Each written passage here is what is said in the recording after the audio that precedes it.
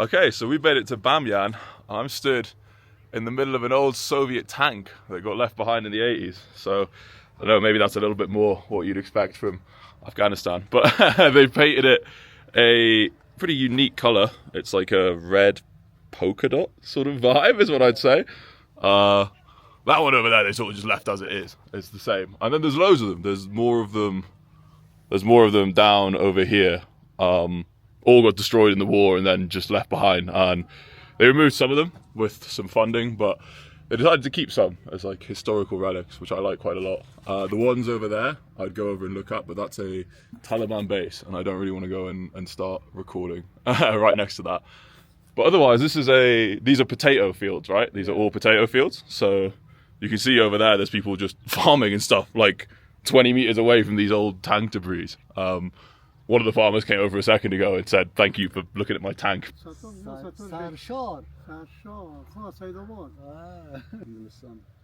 What's your name? Kurt is my name. What's your name? Kurt, what's your name? My name is Muhammad. Mohammed. Nice to meet you, Mohammed.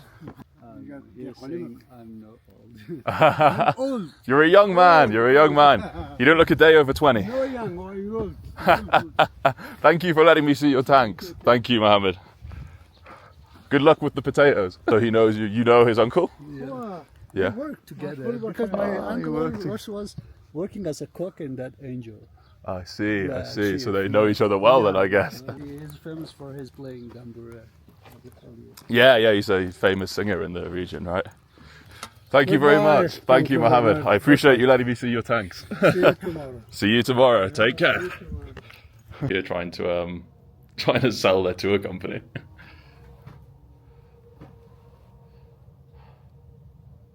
Right, so the first stop for the day is a place called Gurgler City. I think Gurgler, that sounds about right. And Gurgler means scream, so I imagine you can guess it's not a very happy story for this place. So in the 13th century, Genghis Khan's son came here, and the people of, at the time, Bamyan, they managed to kill him. And Genghis Khan didn't take that very well, so he came down here and cut off all their water supplies until they were forced to leave the city, which you're looking at right now. And then once that happened, the Golden Horde came in and sort of just murdered everyone, as they're wont to do. So over here, though, you can see what is the old Bamyan town. So it's all like clay roofs, very old, very stylistic and nice. Down here, let's get a bit of zoom action, whoops. Down there, you can see those holes in the wall are where the Buddhas of Bamyan are. And they're probably the most famous tourist attraction here. If you've watched a lot of Afghan content before, you might have heard of them. And then over there in the background, we've got huge mountains. And one of those mountains, the highest peak, actually the highest peak is somewhere else, but it's called Hindu Kill Mountain. Because apparently once a load of Hindus tried to cross it. And again, not a very happy ending for those guys.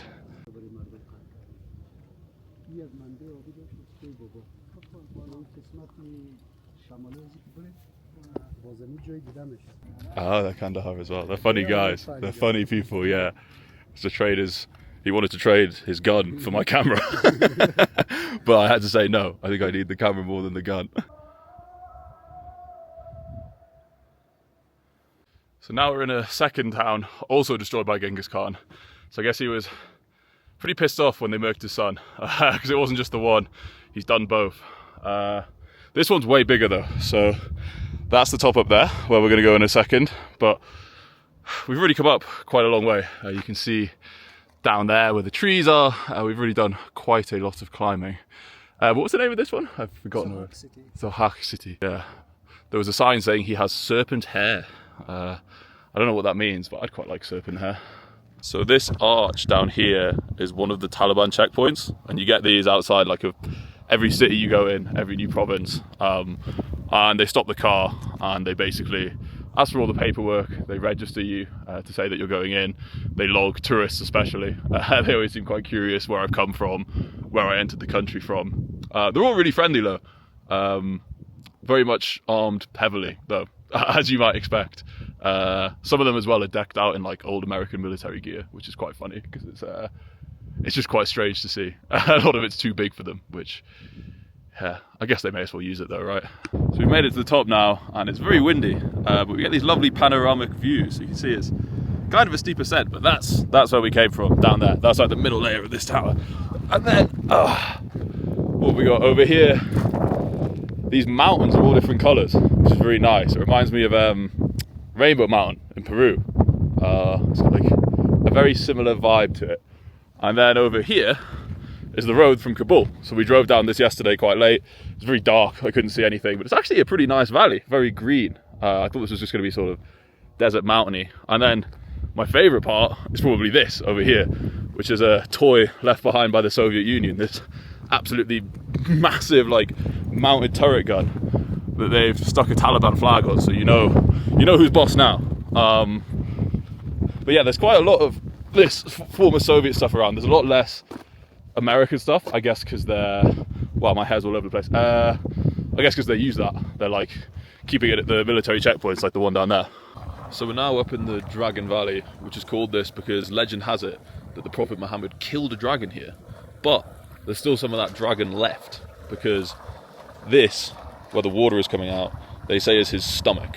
And this water is like magical. People come here to wipe their face and wipe like skin conditions, and they say that it's holy.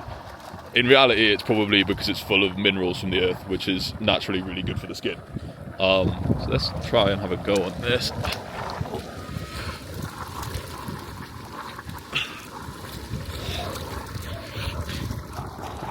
Oh, I feel younger already. Then we also have an incredible view. This is the Dragon Valley itself, isn't it? This is like what the area is called. This region is the Dragon Valley. Oh, and there are the dragon's teeth down there. Those two things sticking out. So you don't want to get too close to them. Thank you very much. I appreciate that. Thank you. Just go give me an apple. Very good. Thank you. It's good. That's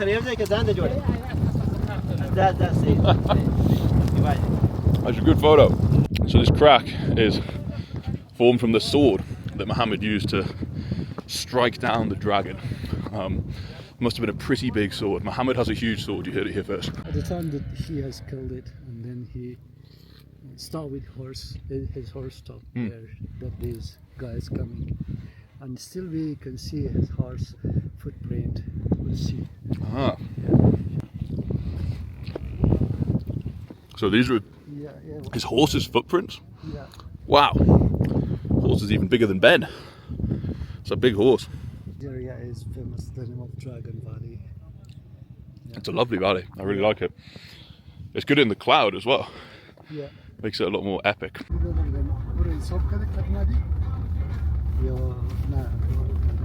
So we've made it down from the Dragon Valley now without being burned alive or anything. We've come to see the Buddha of Bamyan, which is probably the most famous attraction here. Sadly, it was destroyed in 2001, so you can only see these remains of it. Yeah, it was destroyed in the fighting when the Taliban took control for the first time. And then in here are some of the remaining ruins, but it's kind of hard to see. It kind of just looks like a big pile of stones from here. And this kid is not happy because I went to give him some money and then realised I don't actually have any money to give him. So he's rightly pissed off at me. We're just approaching the second statue now, which started being rebuilt, but UNESCO then canned it, right? They said that because it's not original, they're not interested, and they were going to build it out of bricks. And the Japanese had funded it, but they basically said, nah, and stopped all construction. I just want to talk quickly about these holes in the rocks that you could see this morning from over there when we were at the City of Screams. This is basically where all of the Buddhist monks used to live, and they run all the way along this like entire kilometre between the two statues we're looking at. So it was a pretty big community before sort of 4th century when Islam started to arrive. Yeah, that sounds about right. Okay, so here we are. We're at the second Buddha now, the one that the Japanese started building and then didn't manage to finish. In fact, all they got done was the feet. So I guess if you have a foot fetish, this is fantastic because they're the biggest feet I've ever seen. But it's meant to go all the way up there, and it used to go all the way up there. And this one's called Shamama because this is where the women and the girls used to live when this was all one big Buddhist village. You also might notice that there's no more kid that was following me around. He wore me down. I only had quite big banknotes, but I figured I'd give him $10 to make him scram and leave me alone for a bit. But I imagine as soon as I walk back to the car park over there, he's probably going to be waiting and expecting more. Yeah, so we're halfway up the Buddha now, going up towards a big heed. But this painting is original, so it's like 1800 years old, and it's held up. They must have some pretty good paint sets back in the day. This is not original, I don't think. That looks a lot more like graffiti. We're at the top of the Buddha now, and the ceiling is really low here. But you can definitely see down there is where those feet were. And now we're all the way up at the head. Okay, so I'm back at the hotel now. We were going to go and check out the bazaar over yonder, but it's raining, so it's not going to be very nice bazaar weather. So instead, what I'm going to do is do a bit of editing and a bit of work, because I've not done any since I got to Afghanistan, and it's a pretty good place to work from home. What I am going to do, though, is finally try one of my Afghan energy drinks that I bought. So this one is local. It's called Alakoze Energy, and it's made in Afghanistan, and it's very popular here. So